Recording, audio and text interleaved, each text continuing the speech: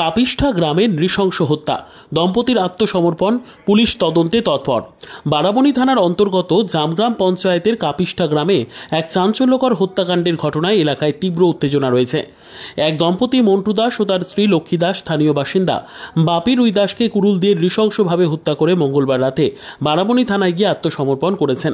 তাদের স্বীকারোক্তির পর পুলিশ ঘটনাস্থলে পৌঁছে মৃতদেহ উদ্ধার করে এবং তদন্ত শুরু করেছে। পুলিশ সূত্রে জানা গেছে, মঙ্গলবার গভীর রাতে মন্টু দাস ও লক্ষ্মী দাস বারাবণী থানায় উপস্থিত হয়ে বাপি রুই দাসকে হত্যার কথা স্বীকার করেন। তাদের দেওয়া তথ্যের ভিত্তিতে পুলিশ তৎক্ষণাৎ মন্টুর বাড়িতে পৌঁছয়। সেখানে বাপি রুই দাসকে রক্তাক্ত অবস্থায় পড়ে থাকতে দেখা যায়। তড়িঘড়ি তাকে হাসপাতালে নিয়ে যাওয়া হলেও চিকিৎসকরা তাকে মৃত বলে ঘোষণা করেন। ময়নাতদন্তের পর বুধবার বাপির মৃতদেহ পরিবারের হাতে তুলে দেওয়া হয়েছে। জানা গিয়েছে, বাপির মাথায় কুড়ুল দিয়ে আঘাত করা হয়েছিল, যা তার মৃত্যুর কারণ হয়। হত্যায় ব্যবহৃত কুড়ুলটি পুলিশ উদ্ধার করেছে এবং অভিযুক্ত দম্পতির বাড়ি সিল করে দেওয়া হয়েছে। বর্তমানে মন্টু ও লক্ষ্মী পুলিশ হেফাজতে রয়েছে এবং তাদের জিজ্ঞাসাবাদ চলছে। বাপি রুই দাসের পরিবার জানিয়েছে, বাপি দিনমজুরির কাজ করতেন। মঙ্গলবার দুপুরে কারো ফোন পেয়ে তিনি বাড়ি থেকে বের হন। দুপুর 2টোর পর থেকে তার ফোন বন্ধ পাওয়া যাচ্ছিল। রাতে পুলিশের কাছ থেকে তার মৃত্যুর খবর পেয়ে পরিবার ভেঙে পড়েছে। পরিবারের সদস্যরা কান্নায় ভেঙে পড়েছেন এবং এই নৃশংস ঘটনার কারণ জানতে চান। পুলিশ এখনও হত্যার প্রকৃত কারণ ও পটভূমি খুঁজে বের করার চেষ্টা করছে। কি ঘটনা বলুন তো?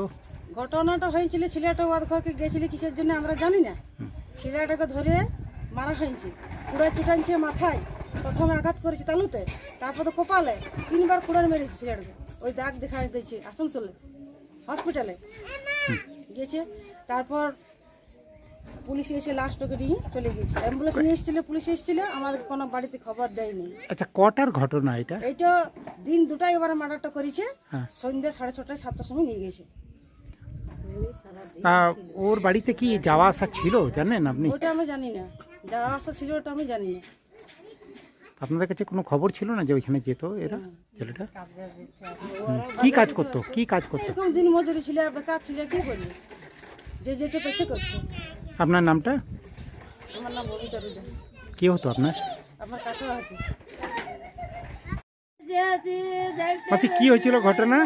কি হয়েছিল ঘটনা? দেখো, ঘরকে এসেছিল তো, দিয়ে আবার তাড়াতাড়ি চলে গেল। কে ফোন করেছে, দিয়ে গাড়ির চাপলে পেছনে হাঁকাত পারলাম না, বলে গাড়ি দেখতে হাঁকাবো না, দিয়ে তাকে নিয়ে চলে গেল। ফোন করেছিল কহো, বুঝতে পারলে? আমার আর কেউ জানি না। কটার সময় ঘটনাটা? কটা? এই ঘটনাটা বেটে একটু বেলাতেই বেটে ঘটনা, বুঝতে পারলে? ঘটনা বেরোলে এবার মনে করো ওইদিকে যাই না তো, আর আমরা শুনতেও পাইনি ভালো। আর কখন যে নিয়ে গেছে তাও জানি না। ওর বাড়িতে কি যাওয়া আসা ছিল এর, জানতেন আপনারা? আমারও জানতুমই না, কখন ই করছো দেখে আমরা জানতুমই। কি কারণ এবারে নিয়ে নিয়েছে, বেশি আমার গেছে, আপনারা বলতো তবে তো আমরা জানতে পারতো। আমাদের বলে যাও এসে ঘরে। কালকে রাত্রেবেলায় যেটা ঘটনা হলো ওটা কি ব্যাপার? কালকে আমাদের কাপিষ্ঠা গ্রামে বাপি রুই দাস বলে একটা ছেলেকে নৃশংসভাবে হত্যা করা হয়। তো এটা করেছে আপনার ওই মন্টু দাস। তারা এখানে থাকতো না এবং তার ওয়াইফ মিলে তারা এখানে থাকতো না আগে কাপিষ্ঠা গ্রামে। এখন 2-4-5 বছর হলো তারা এসেছেন। তো সেটার ব্যাপারে প্রথমে আমরা জানতে পারিনি, প্রথমে সঠিক নামটা বুঝতে পারিনি। আমরা যখন খোঁজাখুঁজি করার পর জানতে পারি, তখন অলরেডি পুলিশ চলে এসেছে। তখন প্রায় কটা বাজে? তখন মোটামুটি 6:30 পৌনে 7টা হবে। কেন মারলে? কেন, কি কারণ? কিছু মারলে কি কারণে সেটা এখনো পর্যন্ত পুলিশ তদন্তে আছে, আমরাও এখনো জানি না সঠিকভাবে। তবে এইভাবে নৃশংসভাবে হত্যা করা উচিত হয়নি। ওরা যদি আমাদের কাছে আসতো বা প্রশাসনের কাছে যেত, প্রধান পঞ্চায়েত থাকতো, তাকে আমরা নিশ্চয়ই একটা দোষী সাব্যস্ত করতো, কিন্তু এইভাবে মারাটা ঠিক হয়নি। আমরা তীব্র প্রতিবাদ জানাই। আপনি তো জামগ্রাম পঞ্চায়েতের সদস্য, কিন্তু আপনার কাছে কোনো খবর ছিল এটা নিয়ে? এটা নিয়ে কোনো খবর ছিল না, এটা নিয়ে আমরা জানতাম না টোটাল বিষয়টা। তো এটার প্রতিবাদ আমরা করছি। এটা নৃশংসভাবে হত্যাটা আমরা খুবই গায়ে লেগেছে। অন্যরকমভাবে শাস্তি ছিল, কিন্তু নৃশংস হত্যাটা আমরা পছন্দ করি।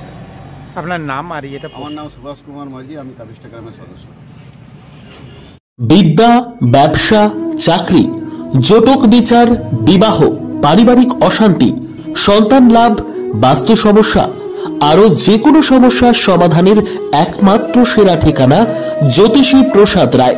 আর দেরি না করে আজই চলে আসুন প্রসাদ রায়ের কাছে। আমাদের ঠিকানা 5A/23 Sepco township, B zone, Durgapur, 713205। Phone number 7407250555, 9064620441, 8967696309।